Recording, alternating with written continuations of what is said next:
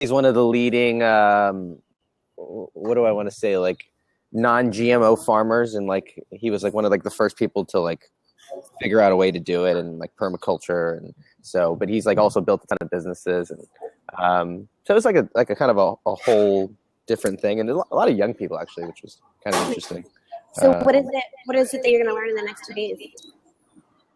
Or that you're expecting to learn? I have zero clue. Nice. I have zero clue. Awesome, I mean, you're going to be in a room full of really amazing people. It's awesome. Yeah, it's at least people who are interested in learning. You know, they're willing to invest in, you know, at least $100. Some of them are in different programs. I got a free ticket because I bought one of his bigger programs. So it's nice. Tell me about you. So I like John's question. And like, you know, give me like the 60-second, like, you know, highlight reel. I know we spent some time last week together down at an awesome retreat, but like, what's going well, or what are you excited about in Sharissa's world? Is this recording right now? Yeah, it already is. Yeah. Okay. What's exciting in my world? I'm excited about the momentum that I'm building. I'm excited about thinking today, you know, just thinking this morning of like really taking this coaching off the ground. And did you get to see The Hero's Journey yet? I have not watched it. I have it out in my bag. I've seen it twice already. I don't have a DVD player. Yeah. Well, we need to figure that out because I know that's a dumb excuse. I need to maybe just download it and buy it. Yeah. No. That's a hometown guy. I mean, you can find it online, but you already have the movie. But yeah, no, the first time I bought a DVD player was I think December or November of 2013, and Eric Gilman, who's now my best friend, but he was coaching me. He's like, "You haven't seen Rocky yet?" And I'm like, "No." He's like, "Sharissa, your assignment before the end of the week, you have to watch Rocky." I was like, "Dude, I don't even have a DVD player." And he's like, "Find a way." And so I bought like a DVD player and I watched Rocky. So, all right. Damn anyways, it. Okay. yeah, I'll figure it out. Thank you. So it really just kind of helped me align with my purpose, and like how you know, at the end of the day, we don't know how long we're going to be here, right? At the end of the day, what matters is like the people that you impact and how people see you living your life and how you want to live your life. And so that kind of really touched me, and so it made me want to take advantage of the opportunity that I have to give and like give life to people like that, or bring light into people, I should say. That is something that is really exciting for me. And I'm excited about the people that I have in my circle of influence, and that they all really love and care and support me. And I'm excited about building new habits and feeling really healthy. And I'm excited about being in nature more frequently. So that's something that's really exciting to me. Obviously, I'm excited about Cutco. Cutco is awesome. I'm excited to sell it. Yeah. How about you? What's your 60-second? For me, I'm excited about doing these things, you know, just getting a chance to talk to cool people like you, and the Goose was on a couple of weeks ago with me, and just I think for me, I've finally learned that I enjoy being around really, really smart people and really talented people who are you know, passionate about what they do. I think it makes me feel more at home, and it makes me feel you know, more okay about how passionate I am about what I do. You know, it was kind of, people always said that, you know, maybe we care too much, we try too hard, or I don't know, or I don't think that that's possible, but so that's cool. And I'm excited about the summer. Summer is always a big income or you know, opportunity, and a big opportunity to impact a ton of people, and to really, you know, as a manager, it's like tax season, but you know, the cool thing is that it's not boring. It's exciting. And if you do it at a high level, you can really have some, you know, amazing people come out of it. And, you know, some awesome, I think for me, like seeing things grow or develop has always just been I've always done it. You know, I played Pokemon when I was, you know, little for hours. I would just run around in the grass all day just to level up. And, you know, I just enjoyed, you know, getting to the next level. And I think, you know, after, like you said, being able to impact people as a manager, you get to help people get to the next level, you know, in life, and it's disguised in this weird, you know, knife job. So, that's it for me. Yeah. I love it, man. You're making a difference for people. People are so lucky to be in your office. They really are. Yeah, we're gonna do some big things. So I wanted to get into it. You've been through a couple of summers, and you've been through some big challenges and some big ordeals. And you're talking about your hero's journey. So tell me a little bit about what's going on in your head, what's going on in your heart, how you're feeling, and what's starting to change as you're approaching this new journey or this new or ordeal. I'm sure getting into the forest, I think, is what we had talked about. So I'm sorry. Could you reframe your question? I'm not Yeah, sure. tell me like what's changed in your mindset since you've had these realizations about the hero's journey and where you stand in terms of your own journey. Challenges and stuff. Yeah, totally. It's made me kind of just put my feet on the floor and realize that. And this is something that I say to myself and like the people that I mentor all the time is like where you're at in your life is always perfect. It's always designed for you, and like you're supposed to learn something from that. And so something that really stuck out to me in the movie is understanding that a lot of times miracles. Can you hear me? Okay. Okay. A lot of times miracles are born out of crisis. And I think throughout our life, we have multiple crises whether they're big or small. And we fail to ask ourselves, like, what is the miracle in this crisis? What could happen if something couldn't go well? Then it will go well, and just kind of keeping that at the center of, your head, I think is really important. I think it's also important. Sometimes me, myself, sometimes some people might say I have my head in the clouds and I'm like too positive sometimes. And I think that I can agree with that. I think it's equally important to be positive as it is to be proactive about your life, and like not just talk and think positive, but like do positive, create results, push through challenges, understand that the challenges are there to make you better. Understanding that if you are going through something currently or did go through something in the past, it's there to mold you. It's there for a reason. And I think in our business there's so many opportunities for crisis, because we can kind of as a manager, if you talk to any manager, like it's like that's what your job is managing crises. But I think even above that, we have the opportunity to challenge ourselves in a way that we can kind of create almost positive crises that can kind of create growth. And I think that we have a unique opportunity in that sense to really strengthen our obstacle muscle or our challenge muscle, so that when we do have tough things like real problems that we've already been through tons of crises, so our psyche, our mind, our emotions are already kind of trained and prepped for that. So I think that's a unique thing that our opportunity in industry really presents. Absolutely. I think definitely on the sales side as well as the manager side. The manager side, you guys have so many plates that you're spinning. On the sales side, you're really focused on yourself, and so it's kind of easier, I think, to maybe dig in that hole of like negativity if like somebody cancels a cookware order, like what happened to me last week, and somebody else cancels like a $1,300 order, which just happened to me too. It's really easy to kind of dive into like what is in your past. And something, there's this girl that I follow on Instagram. I can't think of her name right now, but she said, like, how do you expect to create positive in your future if you keep focusing on your past? Like, let it go. It's already happened. It does no longer serve you. And so I think it's really important to also keep that, at the forefront of your mind through every day, whether you're going through something or not. But we all have our little struggles. What is the plural for crisis? Crises. Crises? Okay. That's a cool word. It's yeah.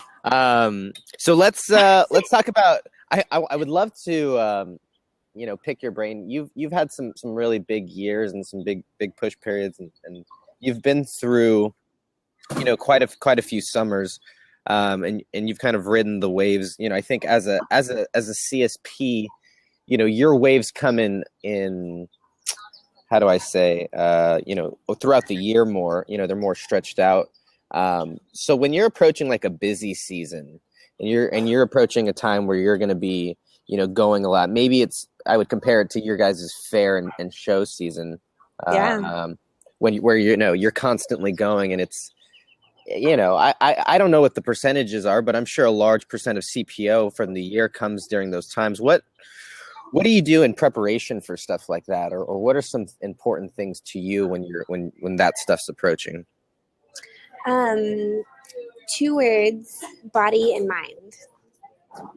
So you have to make sure you're absolutely taking care of your body and like having the proper nutrition and having your greens. You don't really need coffee every single morning. Sometimes if you do that consistently, especially for us at the fair, I think it's more important to rely on your natural energy that you can create. I love coffee. As I took a sip of my coffee out of my cocoa. Don't get me wrong. Yeah, don't get me wrong. I love coffee. I'm sitting in a Starbucks right now. Like, I love coffee, but I find that during the times where I need to work the hardest, it's more important for me to step away from things like coffee that support your energy for like a shorter amount of time. Does that make sense? And like kind of understand that you can rely on your natural energy based on like if you're exercising regularly. You don't have to do it every single day if that's not your routine, but maybe like 3 times a week. Like that makes a big difference, even if it's only like 20 minutes. So if you're not an active person, why are you not an active person? Yeah, and I think that's like just when you're going to be working a lot, you're going to be moving. That requires some basic kind of I don't know, fitness, I guess is the word I'm looking for, in order to sustain that. And hydration, like it's really just the fundamentals of like working really hard is taking care of your body, really, and your mind. You have to mentally prepare for like what you're about to step into. Like if you're going into a haunted house, like you're about to go into a haunted house, like you're about to get real scared. That's a great way to talk about the summer for a man. Right? That is an awesome analogy. That is a fantastic analogy, Sharissa. Because you have those expectations. Imagine if you went into a haunted house and weren't scared, or weren't like anticipating it. You might get messed up, or who knows? Who knows what's going to happen. Yeah. But that's a really good analogy. Thank you. I didn't plan on putting it that way. It just kind of came to me. But you have to foresee the challenges that are going to come with that. Like when we're at the fair, we have to like be prepared that sometimes people, you're going to spend 30 minutes with them and sometimes they're going to walk away. And that really, like, can you grow as a salesperson? Yes. But is that just going to happen naturally based on the numbers and like how many people you talk to? Yeah. So get over it. Move on. I think also, easier said than done, but with practice you get better. And so reverse engineering on like, what are the challenges that could occur in this plan of mine, right? So like in the summer, I think it's really important, or in life, just to have a plan of massive action. Like, what is my massive action plan? And reverse engineer and ask yourself, not only like what needs to happen for me, but what are some distractions that are going to come along the way? How can I prevent those? How can I manage those when I see them? What are some challenges that I'm going to incur? Emotional challenges, does my family know that I'm going to be working really hard? Do I have to like make that right with them? Just anything that could really step in your way, you have to be prepared for and have a plan to back it up. I think that's really important. So have you done that in the past and kind of prepped your family, your friends, your front row, essentially, about kind of the endeavor that you're going into? Because I'm sure that that's something a lot of people don't do. Is that something you've done in the past? Absolutely, yeah. I would say my Silver Cup year was the year that I really worked the hardest ever in my entire life. And I did not see my family very often, and they knew, I missed a lot of stuff. and they knew what my goal was. They knew why it was important to me, and they supported me. And so the people, and it's really interesting also in that, because I think a lot of times we fear that people are going to judge us for like not showing up to stuff. And I was definitely scared of that too. But what I found was that the people who are really going to support you, like at the end of your life, are the people who are going to support you when you're not there, when they don't see you every day or every week or every month. Right. So the people who supported me in that Silver Cup year, who I didn't see very often, are still my friends today. And the people who kind of lingered and floated away stayed where they stayed.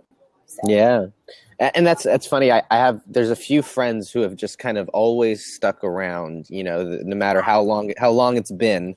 I have one friend in particular that I was friends since, first grade. And man, every time it goes, every years. He was in the military, so it was obviously tough, but we picked right back up every time we left off. And it was, there's a few that stick around, and I think it's important for you to recognize who those are and to be, grateful and aware of why it is that they are still around, and what values and strengths they bring to your own life. I think that's something that Brother James helped me with, last week, was being able to appreciate people for the things that they give you. And I think that's important to have when you're going into a big, endeavor like the summer, is to be able to know who to lean on. I Cami Arguello, who I think is one of your mentees. Yeah, she's great.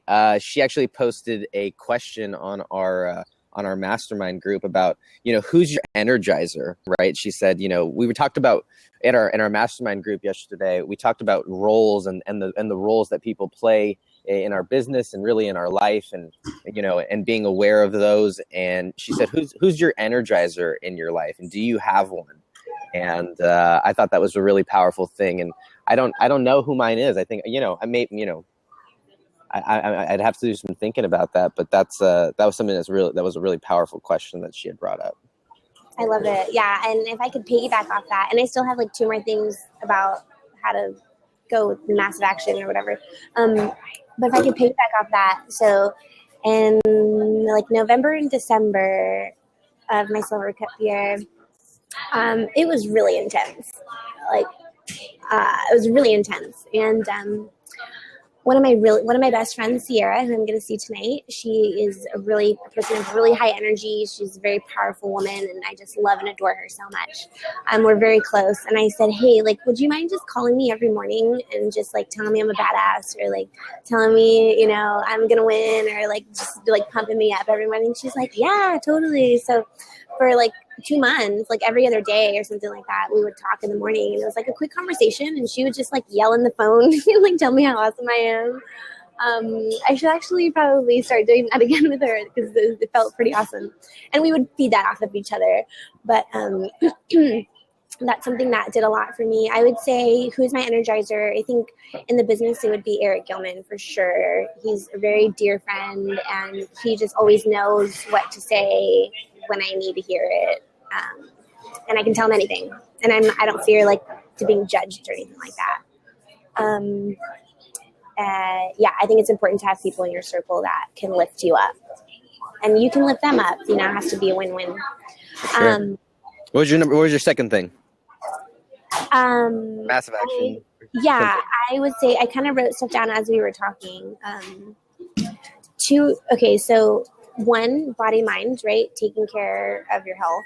Absolutely. And you have to foresee what's going to happen, reverse engineer those challenges and make a plan for distractions. And you have to have a plan of massive action. You have to have a deeper reason than it just being for the money, or it just being for you. It has to be bigger than yourself. And I think a lot of people sometimes, especially if you're younger in the business, it's kind of hard to think outside of yourself. And how does my goal matter to the office or to the world? Why does this matter? And so consistently asking yourself that, why does this matter, can get you to a bigger reason why it's important to you. And that is what's going to help you push past barriers and blocks that are going to come in your way, and challenges and stuff like that. And I would say a huge thing would be accountability. Accountability is huge, whether it's a friend or a mentor or your manager, but like having serious accountability. I think at whatever level you are in the business, like it just helps you because you're saying you're telling somebody that you know, care about or respect that you're going to do something. And so you better show up and do it. And it's that extra little reason why you should wake up on time and etc. So what do you mentioned like what you mentioned why someone should have accountability. What do you do for accountability? You mentioned your manager or you know, Sierra calling you in the morning. Can you talk about, you know, maybe either what or how you actually stay accountable and some of the things that you do on a daily basis? That would help with that. Absolutely. I check in with myself a lot. In the past 2 years, I've had like really serious accountability where like people were like on my butt about stuff, and I learned very quickly that I can easily be as accountable to myself just because I've already had that like severe on top accountability. I still, you know, I share my goals with people like Eric and TC, and you know, they check up on me and we talk about that stuff, and I'm kind of so I would say Eric is somebody who definitely keeps me accountable. I'm really good about keeping accountable to myself. So I love to review my day and ask myself, like, you know, where is it that I wasted time? Where is it that I could have maybe created more CPO for myself? Where is it that I could have created a bigger legacy today, you know, for myself? And also, like, to pat yourself on the back a little bit when you're reviewing is really important. But I think also something that's a little bit easier, that's not something you have to do every single day, is looking, like, every time you plan your week, looking at the week before and looking at your numbers from the year before and saying, like, how can I, you know, be competitive with myself? Like, how I sold $5,000, or I sold $1,000 last week this year. So how can I sell just $2,000? Like, how can I just double what I did? And keeping yourself accountable to that, and then checking in. Okay, you missed your goal. Let's look back at your week and see, like, okay, what does it always come down to? How many appointments did you do? How many phone calls did you do? How many no-sales did you have? Why did you have those no-sales? Why did you have a no-show, right? There's so many little things that you can do to tighten it up a little bit. But checking in with yourself is the most important thing that you can do, because you could tell somebody, I'm going to sell $20,000 next week. And what really matters is if you're accountable to yourself and you know that you're going to make it happen, you would make a plan to do that. Yeah. So keeping integrity with yourself, more importantly. Yeah, as you're saying that, I realize that I have so much room to grow in that area too. So that's awesome. We all do. Yeah, same here, for sure. Did you have a third one, or was that the third one? Was that three? That was it. Yeah. So take care of your body and your mind. Stay hydrated. Eat your greens. Accountability is huge. I would say reverse engineering, understanding, like, not only what needs to happen, you know, 4 months from now, but what are the challenges that I'm going to incur, right? What are the sleepless nights that I'm going to incur? Like, how am I going to prepare for that? Not sleepless nights, but like, when am I going to lose sleep, or when can I catch up on that? And having a plan, really just having a plan and following through on it, get it done, make it happen. That's it. Just have a plan and follow through. Got it. All right, rapid fire questions. Ready? Oh yeah, I think so. Okay. Tell me about your favorite customer, or your best customer experience, or when customer gave you a great experience, you gave a customer experience, or I would love to hear a great story about you and a customer. Okay, so my silver cup year, I met this really awesome family. The husband, his name is Abdullah, and his wife is, I don't know if I guess I could tell it. But they were referred to me from somebody who bought a trimmer. And she was like, yeah, this girl that I go to the gym with, her family likes to cook a lot. They're Middle Eastern, and they like really high quality stuff, and so check them out. And I was like, okay, well, this person bought a trimmer, but like, whatever, I'll call. And so I called the daughter, and the daughter was like, oh yeah, like my mom, you know, let me go and get my mom on the phone. So long story short, I showed up, the husband wasn't there. She's like, he'll be here tonight, come back. I was like, okay. So I got there, and we just really kind of hit it off automatically. You just feel that automatic chemistry with somebody where you're like, wow, like you're so awesome and I'm so awesome and we totally connect.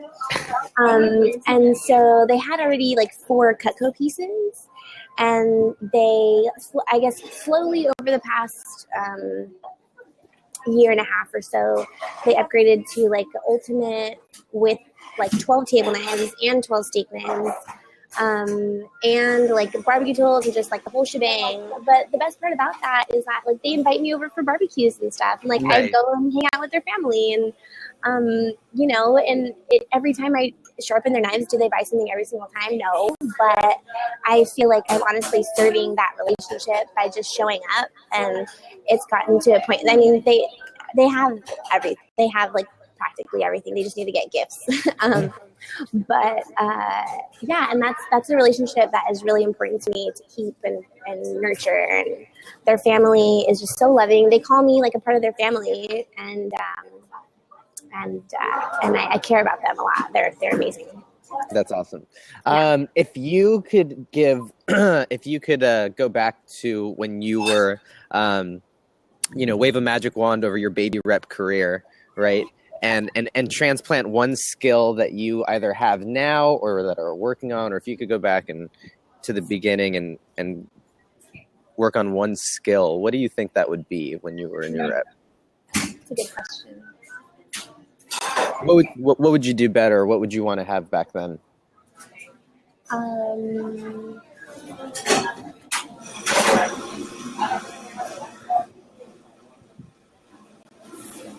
That's a really good question. I could say a couple things. I mean, the first thing that comes to mind is circle of influence, because when I first started, I was like working a bunch of other jobs, and so I was only able to do appointments on the weekends, and I didn't really understand the value of my opportunity when I had it, and that's why it took me a year to sell 17 grand, and that's why I left the business and came back. But if in the beginning, if I would have surrounded myself with people who, even if they weren't CSPs, but like people who were trying to do it consistently, sell Cutco, I probably would have stayed. Mm-hmm. But I think me leaving and coming back gave me a greater appreciation for the opportunity. So I would say, circle of influence.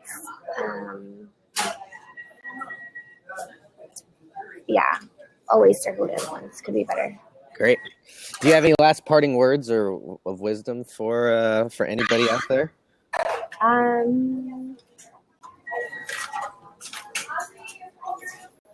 Just trust in yourself that you can make it happen, whatever it is. And if you trust in yourself that you can make it happen, then you will follow through on your plan. That's awesome. I love cool. it. I felt a lot of pressure there.